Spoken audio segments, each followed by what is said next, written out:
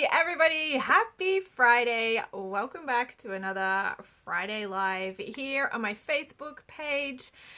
While you guys are just jumping on, today we're going to do a quick little wrap up of our Frugal February challenge that we've been running over the last month, which has been heaps of fun. Every single day on social media, I've shared a tip or a strategy to help you guys just start basically getting more bang for your buck, because that's what I'm all about here. And it's the end of February. Today is February 28th. We have one more day in February, but we're pretty much at the end of February, so it's pretty much the end of Frugal February. So today I wanted to jump on, have a chat with you guys, not only about Frugal February, but sort of about frugal living in general and really what that's meant to us, or what we've started to learn about frugal living over the last couple of years, while we've really worked hard to sort of change our lifestyle, turn our lifestyle around so that we are living what we consider to be more frugally. So if you guys are new to following me, if we haven't had the chance to meet before, my name is Nikki. I am a frugal living and family finance blogger, and I love sharing tips and tricks to help you budget better, demolish your debt, skyrocket your savings, and also have heaps of frugal fun along the way. That is my little catchphrase. But you know, what does that really mean? Well, I think one of the most important things, and one of the things that I've really tried to share during Frugal February without saying so much, is that for us, frugal living is really about taking the time just to step back and just make some really good value-based decisions about what we're doing with our money. And that can come in all different shapes and sizes. Now, before we started our debt-free journey, when I used to think about frugal and what that meant, and frugal living and people who were frugal, what I was really picturing and imagining were people that were saying no to everything all of the time. They didn't spend any money on anything. It was all free stuff or cheap stuff. These were people who were reusing cling wrap and washing out Ziploc bags and doing all of those sorts of things just to save a couple of cents. And to me, that never really made a lot of sense. Pardon the pun. But what I started to learn as we started to move through the beginning of our debt-free journey, and we really started to sit down and we had to make some decisions on our money. We really had to, because, you know, the old saying goes, if nothing changes, then nothing changes. So we were starting to sit down. Oh, I'm getting messages. Should have turned that stuff off. Hopefully that'll go away. Yay.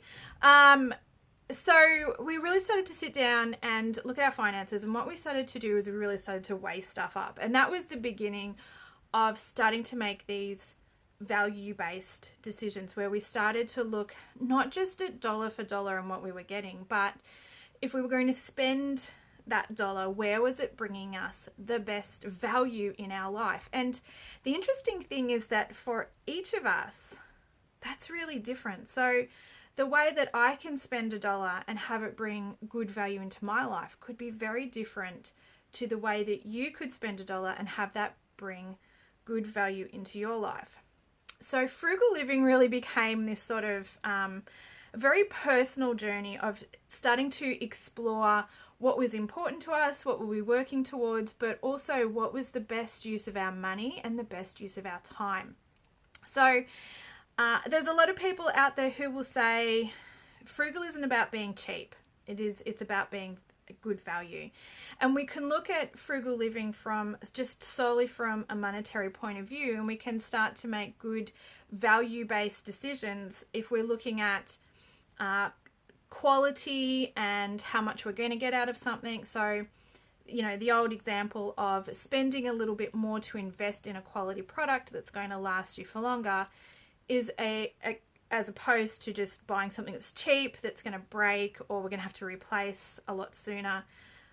The frugal decision would be to spend a little bit more, invest in the quality, and have a product that lasts for longer. But it's not always about money. Sometimes frugal living and the decisions that we make is also about the things that bring some convenience and some pleasure to our lives as well. So we can't always look at frugal living solely from a monetary point of view.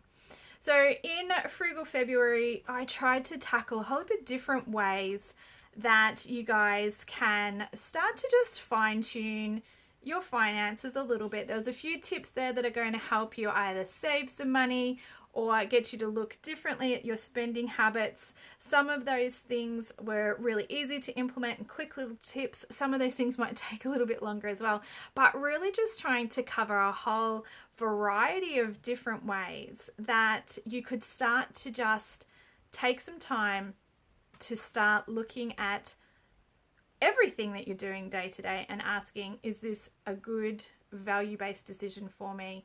Or could I fine tune this a little bit and maybe squeeze something extra out of it just by tweaking and changing a couple of different things? So if you didn't have the chance to join in Frugal February and you're thinking to yourself, gee, you know, I could do with a handful of tips, the Frugal February emails will still go out year round. So if you're catching this later on down the track, it's not February anymore. Don't worry. If you'd like to start thinking perhaps a little bit differently and making some value-based decisions with your money and what you're doing with it, then you can still get all of the Frugal February emails delivered to you. I will leave a link in the description below. But basically, you want to head over to nikkibeale.co/Frugal February, and you will basically just get 28 days of frugal living tips and tricks to help you guys fine-tune your finances, but also the things that you're doing day to day that are essentially costing you money. So some little things, like some of my favorite tips that have really changed things for us are simple things that we may not necessarily always think of when we think of frugal living and doing the budget and things like that. But just doing the 9 a.m. and 9 p.m. power sweep, where we go around and we just turn off all of the things that we're not using, it has been a huge one for us. Little things like learning to wash my hair less often has saved heaps, not only on products, but just the upkeep of my hair isn't as difficult or time consuming as what it was. So washing my hair less often means I have to dry it less often and straighten it less often, which means I use those appliances less often, which means I save a little bit of power doing those things. So it all just sort of accumulates, and it all helps. And it's all just about stopping and thinking across all aspects of our lives. What can I do in this situation that may just help? Maybe things are just set on autopilot and we're just doing these things without really thinking about whether or not they're good value-based decisions, because that's what we've always done, and so we just continue to do them. So that is Frugal February in a nutshell. That is just a little bit of, I suppose, backstory as to why I sat down and sort of tried to come up with these tips.